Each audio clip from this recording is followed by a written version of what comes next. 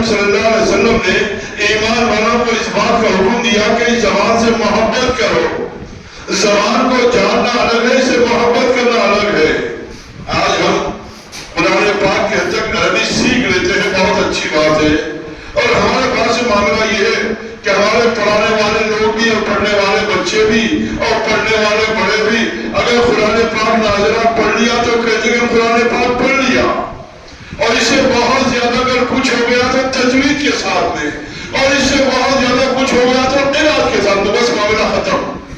کتنے لوگ رمضان میں آپ کو ایسے مل جائیں گے جو یوں کہیں گے کہ میں ایک عشرے کے اندر اتنے قرآن پاک ختم کرتا ہوں. کتنی لڑکیاں ایسی ہوں گی جو رمضان بارہ کے اندر کتنے قرآن کا دور کرتی ہیں، اور ہمارے کتنے بچے ایسے ہیں جو سال بھر میں کتنی مرتبہ قرآن پاک کا دور ناظرہ پڑھ لیتے ہیں.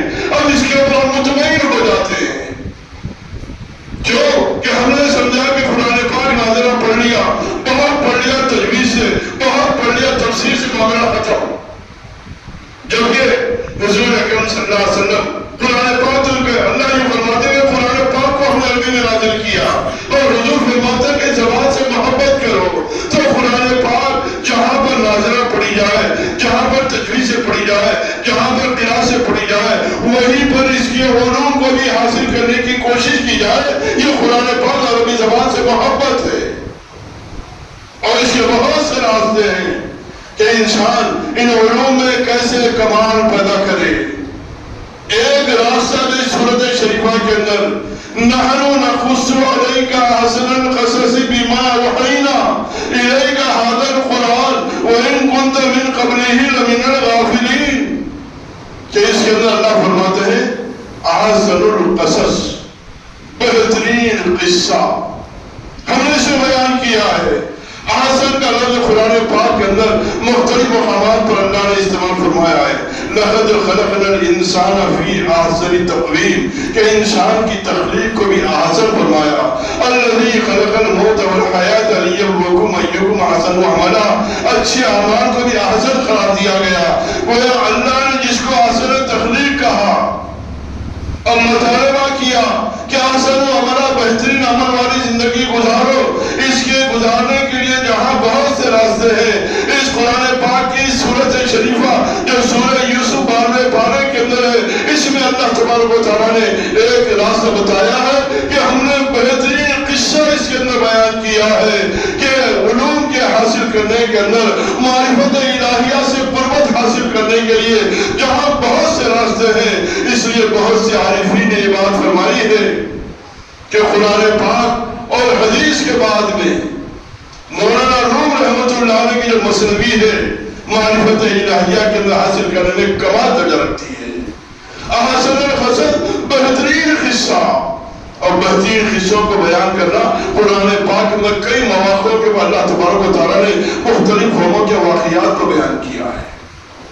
اسی راستے کو لے کر مولانا جلال الدین رومی رحمۃ اللہ علیہ جو تاریخ اسلام کے اندر ایک مائع ناز عالمانہ بادشاہانہ خاندان سے تعلق رکھنے والے بہت بڑے صوفی جو وقت کے عالم بھی ہیں، مفسر بھی ہیں، محدث بھی ہیں، جن کو مولانا روم کہا جاتا ہے. شمس الدین تبریزی رحمۃ اللہ علیہ کی آمد نے ان کو کمال درجہ نصیب فرما دیا، حتیٰ کہ کرویش 800 سال کا دور گزرا ہے اور آئندہ بھی انشاءاللہ قیامت تک مولانا روم رحمۃ اللہ علیہ کا نام باقی رہے گا.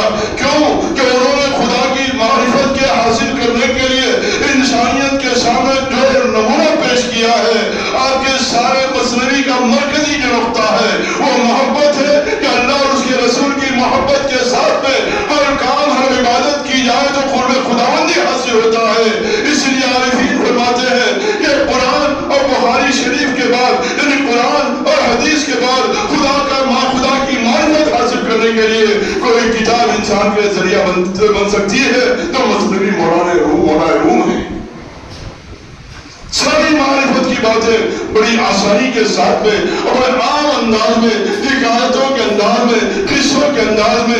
اس مہینے کی غالباً 5 تاریخ کو آپ کا یوم مثال ہے. اس دنیا سے آپ پردہ فرما چکے ہیں، لیکن ان کا آج بھی تذکرہ باقی ہے. مصنوی کے ذریعے سے، ان کی حکایتوں کے ذریعے سے خاندان بڑا اونچا اور اور اللہ تبارک و تعالیٰ کی طرف سے ایسے انعامات کہ آپ کے دادا جان، ان کا نام جلال الدین خطابی رحمۃ اللہ علیہ، بہت بڑے خطیب تھے.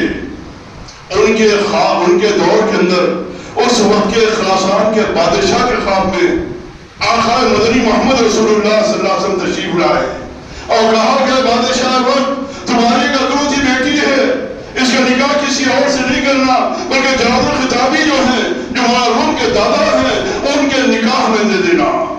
جب بادشاہ وقت کو حضور اکرم صلی اللہ علیہ وسلم نے بادشاہ کی اکلوتی بیٹی ان کے نکاح میں دینے کا حکم دیا، اس بادشاہ وقت نے مولانا روم رحمۃ اللہ علیہ کے دادا کو وہ اپنی بیٹی دے دی، جن کے ذریعے سے مولانا روم رحمۃ اللہ علیہ کے والد محترم دنیا میں تشریف لائے. جب والد محترم تشریف لائے، اللہ تبارک و تعالیٰ نے ایسا کمال آپ کو نصیب فرمایا، علم دنیا کے اندر، ولایت کے اندر اور جتنے دین راستے ہیں، انہیں ایسا مقام مرتبہ نصیب فرمایا کہ اس دور میں حضور اکرم صلی اللہ علیہ وسلم اس وقت کے جو برق علماء کرام تھے بڑے، ان علماء کرام کے خواب میں تشریف لائے اور آنے کے بعد کیا دیکھا کہ مولانا جلال الدین رومی، میں یہ بتانا جو چاہ رہا ہوں کہ کیسا اونچا خاندان دنیاوی اعتبار سے اور اخروی اعتبار سے، اور حضور صلی اللہ علیہ وسلم کے فاضل خاندان کا کیا مقام مرتبہ ہے. فرمایا کہ اس دور کے بڑے بڑے علماء کرام کے پاس خواب میں حضور اکرم صلی اللہ علیہ وسلم تشریف لائے. کیا دیکھتے ہیں؟ تخت بچھا ہوا ہے اور بہت سے لوگ ہیں. ایک طرف حضور اکرم صلی اللہ علیہ وسلم اس تخت پر جلوہ افروز ہیں اور دوسری طرف جلال الدین رومی رحمۃ اللہ علیہ کے والد محترم بہت دین رحمۃ اللہ علیہ وہ بھی تشریف فرما ہے اور سارے اس وقت کے بڑے علماء کو خطاب کر کے فرما رہے ہیں کہ اے وقت کے علماء، میں نے ان کو سلطان علماء کا خطاب دیا ہے، اب اپنے علم کے لیے ان سے رجوع کرو. یہ مقام و مرتبہ اللہ تبارک و تعالیٰ نے مولانا روم رحمۃ اللہ علیہ کے والد محترم کو، ہم یوں سمجھتے ہیں کہ بزرگ بن گئے، یوں ہی بن گئے. نہیں میرے دوستو، اس کے پیچھے بہت زیادہ فیڈنگ ہوتی ہے، بہت زیادہ اس کے اندر گویا ان لوگوں کی محنت اور مشقت، اللہ سے قرب و تعلق، اس کے بعد میں بلند مقام حاصل ہوگا. دنیا کے لوگ سلطان کا خطاب لگا رہے، لیکن حضور اکرم صلی اللہ علیہ وسلم نے جن کو سلطان العلماء کہا، ان کا کیا مقام ہوگا. جلال الدین سیوطی رحمۃ اللہ علیہ جنہوں نے 70-75 مرتبہ حضور اکرم صلی اللہ علیہ وسلم کا دیدار کیا. اور یہ کیوں دیدار کیا؟ حضور اکرم صلی اللہ علیہ وسلم کے والدین محترم، والدین کی شان اور عظمت میں، ان کے احترام میں 7 کتابیں مستقل جلال الدین سیوطی رحمۃ اللہ علیہ نے تصنیف فرمائی. کیا کیا؟ حضور صلی اللہ علیہ وسلم کے والدین حضرت عبداللہ والد محترم، حضرت آمنہ والد محترمہ، ان کی عظمت اور شان کے اندر جلال الدین سیوطی رحمۃ اللہ علیہ نے 7 کتابیں تصنیف فرمائی. تو اس کا بدل حضور اکرم صلی اللہ علیہ وسلم نے جلال الدین سیوطی رحمۃ اللہ علیہ کو دنیا میں ایسے عنایت فرمایا کہ 70 سے زیادہ، بعض روایت میں 75 مرتبہ ظاہری آنکھوں کے ساتھ دیدار نصیب فرمایا. اور یہی وہ جلال الدین سیوطی ہیں جن کو حضور نے ایک مرتبہ جلال الدین سیوطی رحمۃ اللہ علیہ خواب میں زیارت حضور کہا کہ یا رسول اللہ صلی اللہ علیہ وسلم، میں نے احادیث پر ایک کتاب لکھی ہے، یہ احادیث کی کتابیں، یہ تفسیریں، یہ قرآن، یہ یوں ہی نہیں ہے، ان کی بڑی عظمتیں ہیں. فرمایا جلال الدین سیوطی رحمۃ اللہ علیہ نے، میں نے ایک حدیث کی کتاب لکھی ہے، کیا سناؤ؟ حضور نے فرمایا کہ شیخ الحدیث سنائیے. جلال الدین سیوطی رحمۃ اللہ فرماتے ہیں کہ مجھے حضور کی اس کتاب پر اتنی خوشی ہوئی، زندگی میں کبھی خوشی نہیں ہوئی. اور پھر اللہ تعالیٰ حضور صلی اللہ علیہ وسلم نے گویا یہ 7 کتابیں تصنیف کرنے کی وجہ سے 70 مرتبہ اپنا دیدار کرایا جلال الدین سیوطی رحمۃ اللہ علیہ کو. تو وہ شیخ الحدیث دنیا میں بہت ہوں گے، لیکن جلال الدین سیوطی وہ ہیں جن کو حضور صلی اللہ علیہ وسلم شیخ الحدیث کہا ہے. ایسے ہی جلال الدین رومی مولانا جلال الدین رومی رحمۃ اللہ علیہ کے والد محترم، ان کو حضور اکرم صلی اللہ علیہ وسلم فرمایا یہ سلطان العلماء ہیں. اور جب آپ بلد سے پورنیہ تشریف لائے تو روایات کے اختلاف کے ساتھ میں 30 اونٹوں پر آپ کے کتب خانے کو لایا گیا، جس کو سارا کا سارا مولانا روم رحمۃ اللہ علیہ نے. اور اس کے بعد بہت کمالات حاصل ہوئے. اور پھر اپنی مثنوی مولانا روم نے، جس کے اندر 26,000 اشعار آپ نے لکھے.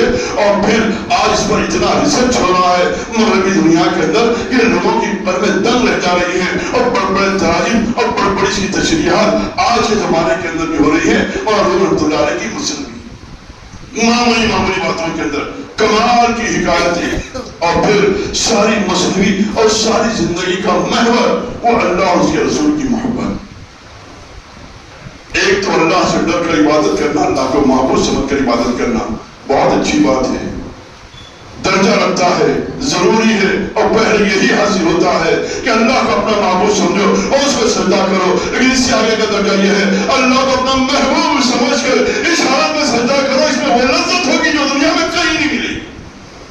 مولا روم رحمۃ اللہ علیہ کا مرکز محبوب جو تھا وہ محبت تھی، حتیٰ کہ اس کائنات کو بھی آپ محبت کی دنیا میں محبت کی بنیاد پر قائم ہے۔ یہ تصور آپ کا تھا۔ ہم گریوٹی آف فورس جو کہتے ہیں کہ زمین کی کشش جب کوئی چیز اوپر اٹھارو نیچے آتی ہے، ہم تو کہتے ہیں گریوٹی آف فورس ہے۔ امام روم رحمۃ اللہ علیہ فرماتے ہیں یہ محبت ہے کائنات کے اندر اللہ نے پیدا کی ہے، جس کی وجہ سے نظام شمسی اور ساری دنیا کا نظام مغناطیسی طاقتیں ایک دوسرے کو کھینچتی ہے۔ فرمایا کہ محبت ہے، یہ ختم ہو جائے تو کائنات کا نظام پورا ختم ہو جائے۔ اللہ نے اس نظام کے اندر محبت باقی رکھی ہے، اور کوئی بندہ اللہ اور اس کے رسول کی محبت کے بغیر اگر عبادت کرتا ہے تو وہ کتنی بے روح ہوگی۔ اسی مولا روم رحمۃ اللہ علیہ جو گویا آج سے 800 سال کم و بیش اللہ تبارک و تعالیٰ نے ایسے کمالات آج سے آپ کو نوازا تھا کہ چھوٹی چھوٹی حکایات کے اندر بڑی بڑی باتیں آپ بیان کر دیا کرتی تھی۔ ایک نحوی یعنی ظرف و نحو یعنی گرامر کا جاننے والا اپنی طلباء کے ساتھ میں اپنے لوگوں آج جب طلباء کا لفظ اگر آ جائے تو ہمارے ذہن میں فوری بچے آتے ہیں۔ یہ غلط ہے، یہ غلط ہے، کیونکہ ہم لوگ دیکھتے ہیں بچوں کو پڑھتا ہوا ایک بچہ گھر سے نکلا ایک اسکول جانے کے لیے اور ایک مسجد میں عربی پڑھنے کے لیے، لیکن اللہ کا احسان ہے آج بھی تھوڑا سا فرق ہے۔ اسکول میں جانے والا بچہ ہے پیچھے بیگ لٹکاتا ہے اور چلے جاتا ہے، آپ دیکھتے ہی وہ سکتے بچہ اسکول جا رہا۔ مسجد میں جانے والا بچہ ہے جس سے قرآن خاجر کو بغدادی خاجر کو قرآن پاک کے پارے کو ایسے سینے سے لگا کر آتا ہے۔ یہ قرآن کا علوم سامنے، دنیاوی سارے علوم پیچھے، بچہ پیچھے بستہ لگایا اور چلا گیا، مطلب علم پیچھے، قرآن کا علوم سامنے سینے کو اپنے یہاں پہ 2 ہاتھوں سے لگا کر قرآن کا پارا عظمت و احترام کے ساتھ میں لے کر آتا ہے۔ یہ بڑی عظمت آج بھی باقی ہے، یہ آج بھی فرق ہے۔ تو گویا اللہ تبارک و تعالیٰ نے مولا روم رحمۃ اللہ علیہ کو وہ کمال نصیب فرمایا تھا۔ کتنے ہوئی لوگ آگے گرامر، جیسے ہم تجوید پڑھتے ہیں قرآن پاک کے اندر، انگلش میں گرامر پڑھتے ہیں، ایسے ہی عربی کے اندر نحو ہوتی ہے، ظرف و نحو، تو پڑھنے والے شاگرد طلبا نہیں، طلبا سے مراد چھوٹے لوگ نہیں پڑھے۔ مولا روم رحمۃ اللہ علیہ کے جو طلبا تھے وہ بھی بڑے بڑے عالم تھے۔ آج تو طلبا بنتے ہیں ہم سمجھتے چھوٹے بچے، چھوٹے بچے طلبا نہیں ہیں، یہ تو سیکھنے والے لوگ ہیں۔ طلبا جو ہوتے تھے اس زمانے کے اندر بڑے لوگ ہوتے، اچھی عمر والے ہوتے تھے، علم دین کے حاصل کرنے کے بعد، بہت سے علوم کے حاصل کرنے کے بعد بڑے بڑے علماء کے پاس پہنچتے تھے۔ ایسے لوگوں کو رحمۃ اللہ علیہ پڑھایا گیا۔ نحوی آ گیا، سوچا کہ چلو آج دیکھیں گے نحو کے اندر ان کا کیا مقام ہے، نہیں گرامر کے اندر کیا مقام ہے موٹی زبان کے اندر۔ تو رحمۃ اللہ علیہ جیسے وہ آگے اپنے شاگردوں کے ساتھ میں بیٹھے، شاگرد بھی بڑے بڑے علم کے اندر کمال رکھنے والے، تو فوری کی حکایت بیان کی نحوی کی یعنی گرامر والے کی، کہا کہ دیکھو ایک حکایت سنو اور اسے سوال حاصل کرو۔ کہا کہ بہت سے نحوی گرامر کے پڑھنے والے ایک ملا کے ساتھ میں کشتی میں سوار تھے، اور کشتی کا سوار جیسے سفر شروع ہوا ان طلباء نے اس ملا سے پوچھنا شروع کیا کہ گرامر جانتے ہو، جیسے آج کے زمانے پریزنٹ جانتے ہو، پاسٹ جانتے ہو، فیوچر ٹینس جانتے ہو، اور یہ سوالات کرنے لگے۔ تو وہ بیچارہ ملا کہنے لگا کہ میں تو کچھ نہیں جانتا۔ تو یہ جو لوگ بیٹھے ہوئے تھے انہوں نے کہا کہ تم نے اپنی آدھی زندگی خراب کر دی، تیری آدھی زندگی بیکار ہوگی، 40 سال تیری عمر ہے، آدھی زندگی تو خراب ہوگی تیری۔ اب یہ کرتے جا رہے مذاق اڑاتے جا رہے، کرتے جا رہے مذاق اڑاتے جا رہے، درمیان سمندر کے اندر پہنچے، اللہ کی کرنی یہ ہوئی کہ سیلاب آ گیا، یعنی پانی کے اندر تراتم پیدا ہو گیا۔ اب وہ ملا پیچھے بیٹھا، ان سے پوچھا کہ کیا تم لوگ تیرنا جانتے ہو؟ تو سارے کے سارے نحوی پڑھنے والے، گرامر پڑھنے والے، دنیا کے علوم پڑھنے والے کہا کہ ہم تو نہیں جانتے۔ کہا کہ دیکھو میں نے گویا تمہارے علوم کو نہ سیکھ کر آدھی زندگی تباہ کی، اور تم نے تیرنا نہیں سیکھا، تمہاری پوری زندگی تباہ ہو گئی، اور تم اس پانی کے حوالے ہو جاؤ گے۔ وہ چھلانگ مارا اور نکل کر چلا گیا، یہ سارے کے سارے ڈوب گئے۔ یہ گویا حکایت کو بیان کیا، اور اس کے بعد ان نحویوں کو کہا کہ دیکھو تم لوگ نحوی بنانا چاہتے ہو، ہم مہوی بنانا چاہتے ہیں۔ 6 پڑھا آپ نے، یہ حکایت بتانے کے بعد ان آنے والوں سے کہا کہ تم لوگ نحوی بننا چاہتے ہو، ہم مہوی بننا چاہتے ہیں، یعنی اللہ اور اس کے رسول کی محبت میں ایسے محو ہو جاؤ کہ یہ دنیا کا کوئی کام اللہ اس کے رسول کی محبت کے بغیر ہو نہیں پائے. یہ مہمیت ہے. ہم اس بات کا پیغام دے رہے ہیں. اس لیے معلوم رحمۃ اللہ علیہ کی مثنوی جو گویا آج بھی بہت اونچا مقام رکھتی ہے اور انشاءاللہ قیامت تک اس سے فیض حاصل ہوتا رہے گا. ان کا پیغام یہ تھا کہ ہر عبادت، ہر دین کا کام، ہر اچھا کام اللہ اور اس کے رسول کی محبت کے ساتھ میں کرنا چاہیے. اللہ تبارک و تعالیٰ ان باتوں کو سمجھنے کے عمل کرنے کی توفیق نصیب فرمائے.